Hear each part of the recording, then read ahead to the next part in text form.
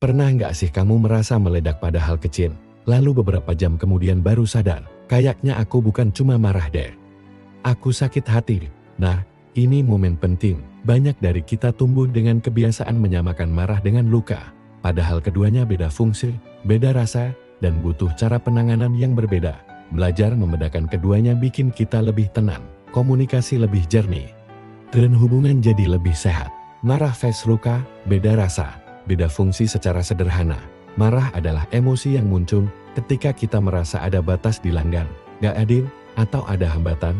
Marah itu energi keluar, dorongan untuk melindungi diri, memperbaiki situasi, atau mengubah sesuatu. Sementara luka seperti terluka dan sakit hati adalah emosi ke dalam, rasa sedih, kecewa, ditolak, tak dihargai. Luka mengundang kita berhenti sebentar, merawat diri, dan merefleksikan kebutuhan yang tak terpenuhi. Psikologi emosi menjelaskan, emosi termasuk marah dan sedih yang merupakan sinyal biologis untuk bertahan dan beradaptasi. Jadi, bukan salahmu kalau dua emosi ini muncul bergantian. Yang sering bikin runyan adalah saat luka disamarkan jadi marah, kita tampil galak, padahal di dalam sebenarnya rapuh. Kenapa kita sering tertukar antara marah dan luka batin? Pertama, belajar dari lingkungan. Di banyak keluarga, sedih atau kecewa dianggap lemah, sedangkan marah terasa lebih aman ditunjukkan.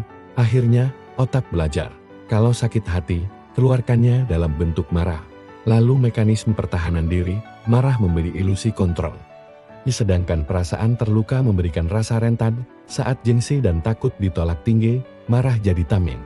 Kurang kemampuan membedakan emosi juga membuat kita sulit membedakan rasa marah dan luka. Menurut riset Kasdan, Barat, dan McKinney di tahun 2015 menunjukkan, orang yang bisa menamai emosi secara spesifik cenderung punya kesehatan mental lebih baik dan regulasi emosi lebih efektif. Pengalaman relasi yang menyakitkan.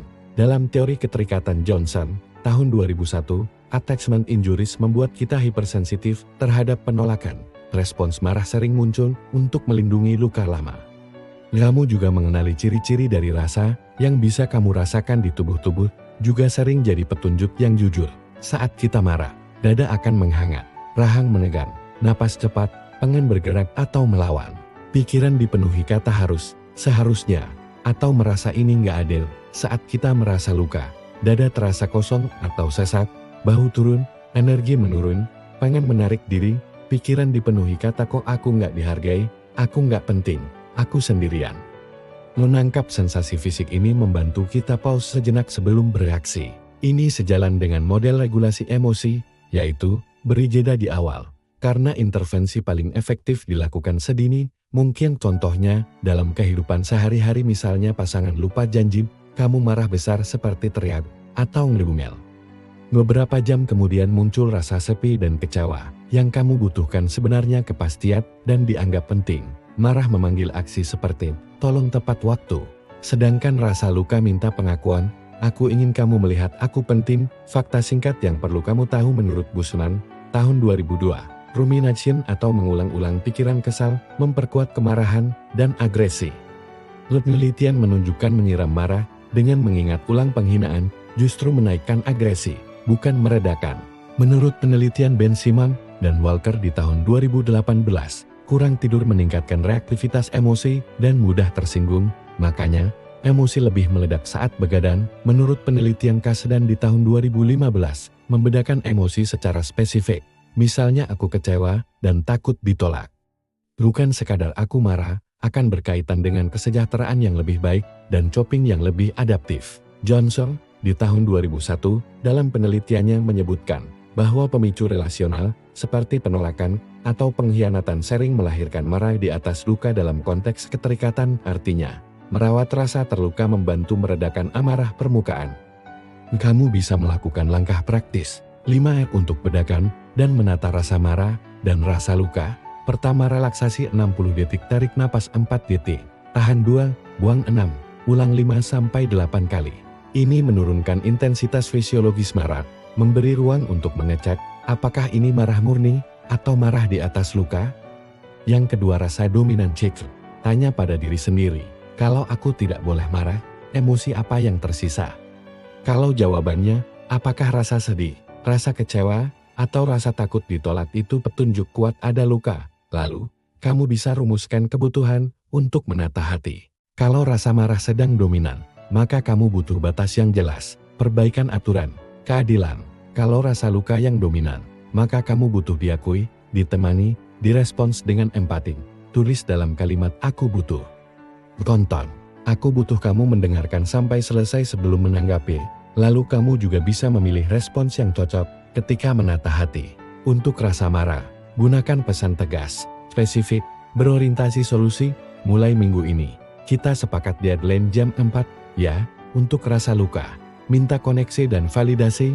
Aku terluka waktu pesanku diabaikan. Aku butuh kamu bilang kalau lagi sibuk, supaya aku nggak merasa nggak penting. Lalu lakukan refleksi dan repair. Kalau keburu meledak, lakukan repair. Akui bagianmu. Jelaskan emosi inti. Tadi aku ngomong keras, di balik itu aku sedih. Karena merasa nggak didengar. Strategi perbaikan relasi seperti ini terbukti mengurangi siklus konflik berulang dalam terapi berbasis keterikatan. Kapan perlu bantuan profesional? Kalau kamu merasa ledakan marah sering diikuti penyesalan berat, luka lama dari masa kecil sering muncul dan mengganggu relasi, ada pola kekerasan verbal atau fisik, atau sulit membedakan emosi meski sudah berlatih.